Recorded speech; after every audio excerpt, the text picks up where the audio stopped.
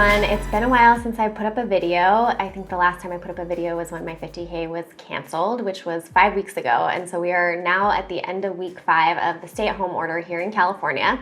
Those first 3 weeks were pretty hard. Last week I finally started to feel more like myself. Paces started to feel a little bit easier, that were a little bit faster. And then this past week I've kind of declined a little bit and just had a really tough long run this morning.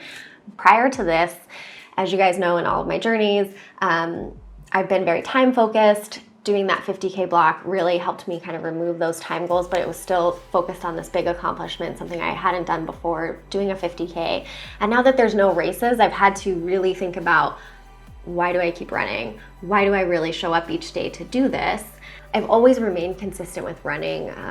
Even the last 10 years before I got started on this marathon journey 5 years ago, when I first got started, I really raced a couple half marathons a year, but I consistently ran throughout the year, even if I wasn't signed up for a race. And I really remember that it didn't really matter if I had a race on the calendar. I just always felt better when I got a run done. And that's kind of where I've refocused myself right now, is that even if I don't feel like going out for the run, or I'm not feeling that great, my energy's kind of low, or even if I look at my watch and the paces are much slower than what I was running even a month and a half ago, I've really just tried to give myself grace, but also realize that I always feel better when I'm done with the run and I've finished. I feel accomplished just getting that run done, whether it's 3 miles or whether it's 10 miles. I just feel better at the end of a run than I do without doing it at all. So I hope that you guys are also feeling that way, and that you have, kind of stuck with running during this time.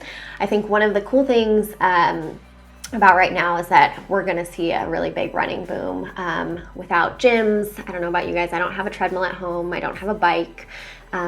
Getting outside and running is really my only form of exercise. Running is really something that a lot of people can do right now to get outside and get activity. And so it's going to be really cool to see that growth in the running community. So challenges with running right now, I've been running in the middle of the street because we're a very bike friendly community here in Long Beach. And so there's a lot of cyclists out there, and trying to stay away from the cyclists. Our beach paths are now closed and our beaches are closed. So a lot of runners have moved to the streets and the sidewalks, where obviously a lot of people are walking. The cyclists are in the bike lane. But you still have to kind of zig and zag to stay away from people, to stay out of the way of cyclists, trying to do my best to be socially responsible, but still get in my miles. And that just thinking about adding in speed to that focus of trying to make sure I stay away from other people seems really overwhelming. And the other day I actually did go out for a speed workout, and our public restrooms were closed, and I had some GI distress, and it was not fun. So I had to run home very quickly, and luckily I made it. But those are some of the kind of challenges that, when you look at them in the grand scheme of things and everything that's happening right now, it's not a big deal at all. But it's still just adding a little bit more stress into something that can already be stressful. So if that's kind of happening to you, if you're feeling more stressed on your runs, one recommendation that I definitely have is to just slow it down a lot. Don't put so much pressure on yourself. It's okay to cut a run short if you're not feeling great. The biggest thing here is just kind of showing up and doing what you can, rather than what you think you have to do.